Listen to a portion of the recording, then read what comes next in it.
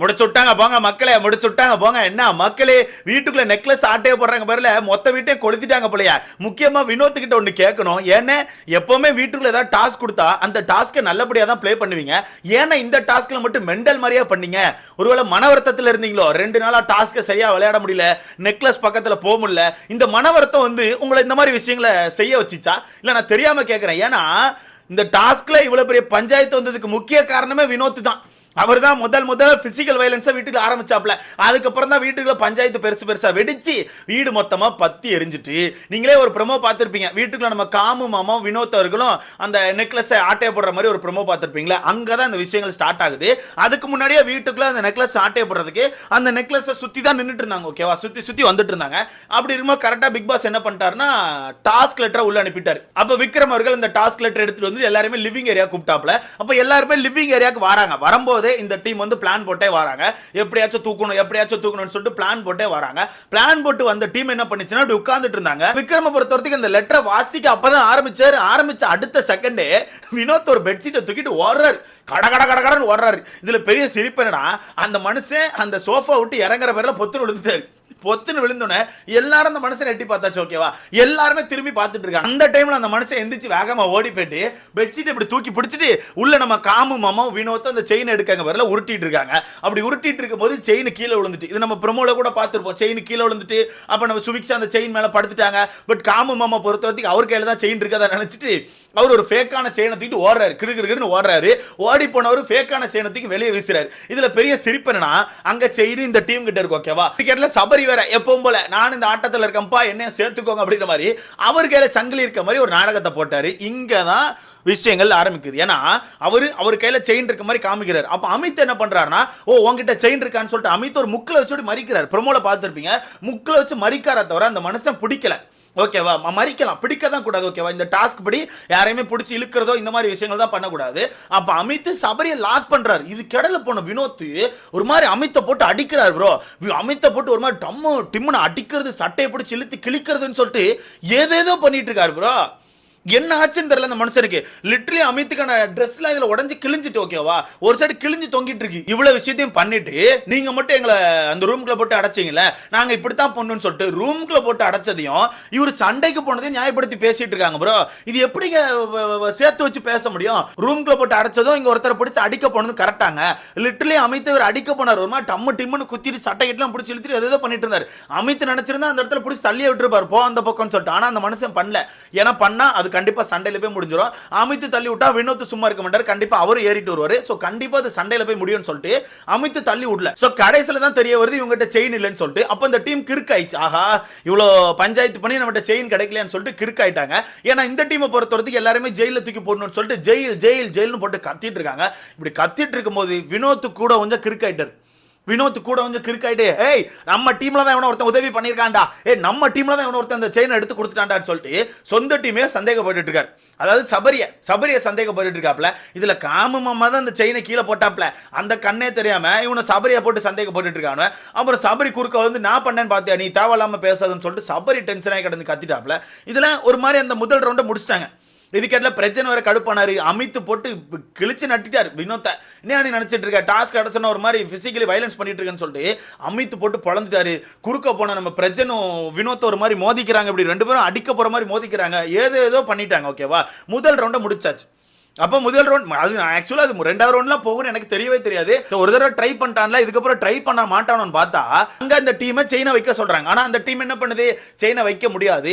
ஏன்னா இவங்க திருப்பி எடுக்க ட்ரை பண்ணுவாங்க. அங்க டாஸ்க் லெட்டர் வந்திருக்கு, டாஸ்க் லெட்டர் படிப்போம், அதுக்கப்புறம் செயினை வைக்கிறோம்னு சொல்லிட்டு அந்த டீம் போராடுறாங்க. அதுக்கப்புறம் செயினை வச்சாதான் நாங்க டாஸ்க்கை படிக்க விடுவோம்னு சொல்லிட்டு போராட்டம் நடத்தினால அவங்க செயினை வச்சுட்டாங்க. ஓகேவா?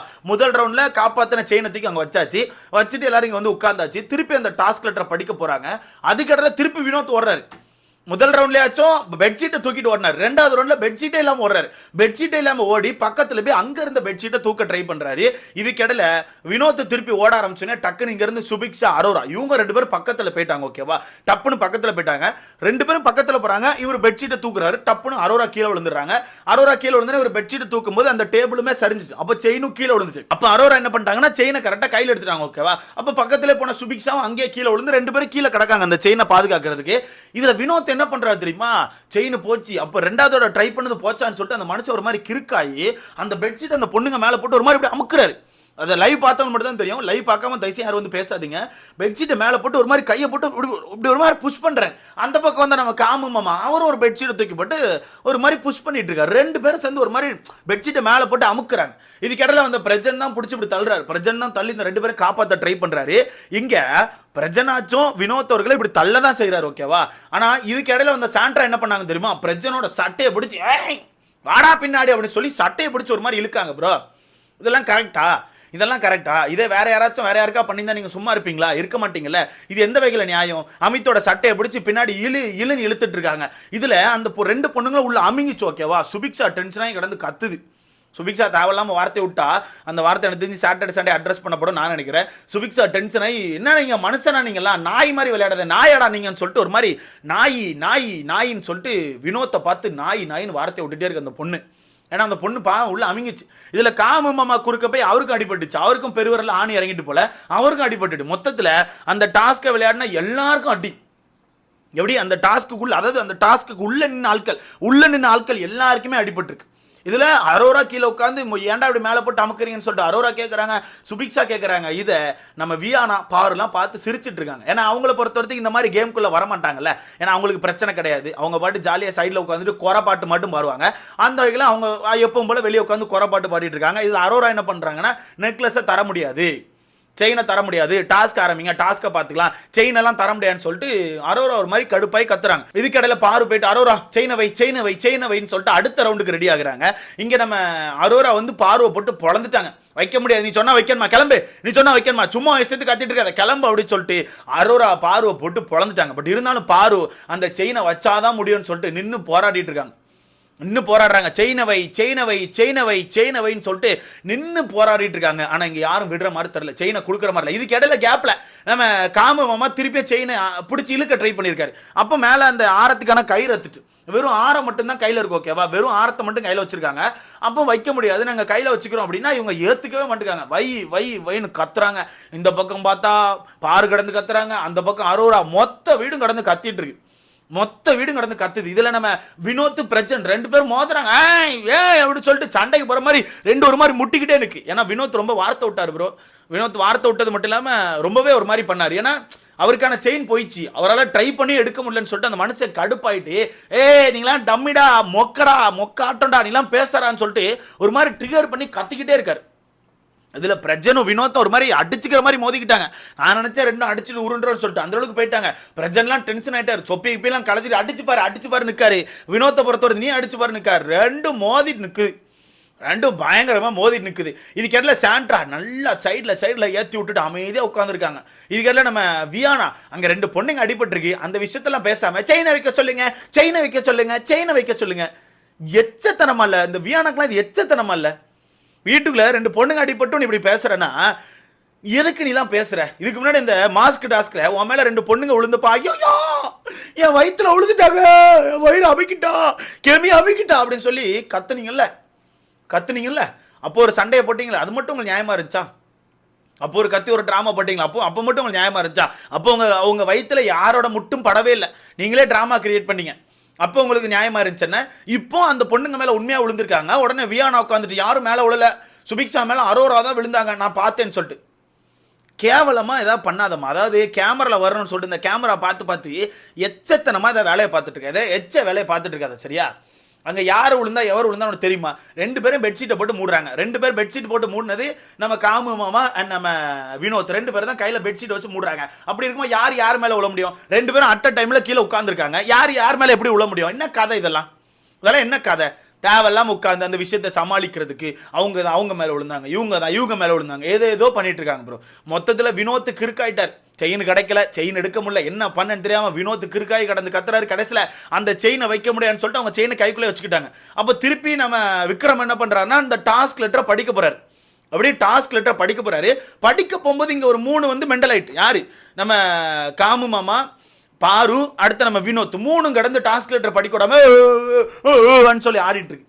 பிக் பாஸை கொஞ்சமாச்சும் மதிங்கடாடி, ஏன்டா போட்டு கொடுமை பண்றீங்க, பிக் பாஸை மதிக்காம கேவலமா பண்றீங்கடா. அப்ப அங்க விக்ரம் வந்து டாஸ்க் லெட்டர் படிச்சிட்டு இருக்காரு, குறுக்க போயிட்டு வேணுக்கடை ஆடுறது சாடுறதுன்னு சொல்லிட்டு கேவலமா வேலையை பார்த்துட்டு இருக்காங்க. இதுல நம்ம பிரச்சனைக்கும் வினோத்துக்கும் திருப்பி மோதுது, திருப்பி 2 பேரும் முட்டிட்டு ஒரு மாதிரி போறாங்க. வினோத் ரொம்ப தப்பு ப்ரோ, இந்த விஷயத்துல வினோத் ரொம்ப தப்பு. கடைசியில் பிக் பாஸ் பயங்கரமான ஒரு ட்விஸ்ட் வச்சிட்டாப்ல. விக்ரம் வந்து கன்ஃபெஷன் ரூம் கூப்பிட்டாப்ல, வா கன்ஃபெஷன் ரூம் வான்னு சொல்லி அங்க கூப்பிட்டு சொல்லிட்டாப்ல, நீ வந்து எல்லாருமே ஆக்டிவிட்டி ஏரியா கூட்டு போ, அங்க போய் லெட்டர் வாசிக்கலாம்னு சொல்லிட்டு விக்ரம்கிட்ட சொல்லியாச்சு. உடனே விக்ரம் வந்து ஒரு சம்பவத்தை பண்ணிட்டாப்ல. விக்ரம் பண்ணதான் தரமான சம்பவம். ஏய் வா வா வா, எல்லாருமே ஆக்டிவிட்டி ஏரியா வா, பிக் பாஸ் சொல்லிட்டாரு அங்கதான் படிப்பேன், வா வா வான்னு சொல்லிட்டு ஒரு மாதிரி கத்திட்டே போறாரு.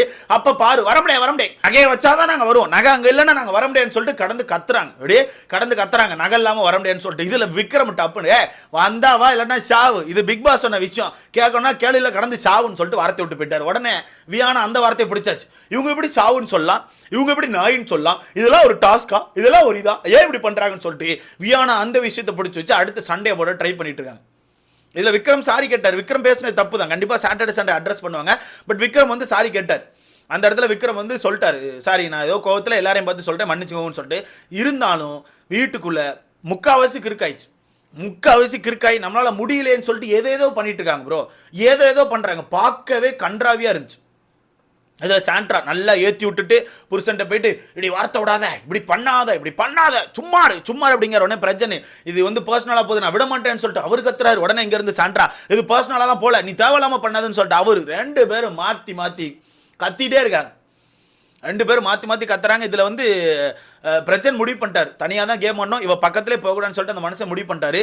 லிட்ரலி மொத்த வீட்டையும் கொளுத்திட்டாங்க, அதுதான் உண்மை. மொத்த வீட்டையும் கொளுத்தி ஒரு மாதிரி குப்பைக்காடு ஆக்கிட்டாங்க அப்படிங்கிறதா உண்மை. ஸோ பார்க்கலாம் என்ன நடக்குன்னு சொல்லிட்டு. ஆனால் என்ன, எனக்கு வியானா பண்ணுற சுத்தமாக பிடிக்கல ப்ரோ. அவங்களுக்கு எதாவது அடிப்பட்டா மட்டும் பெருசாக ஒரு காடை தூக்கிட்டு பேசுகிறாங்க. ஆனால் வீட்டுக்குள்ள வேற யாருக்காச்சும் அடிப்பட்டா அது பெருசாக கண்டுக்கிறதே இல்லை, பாட்டு விட்டுறது.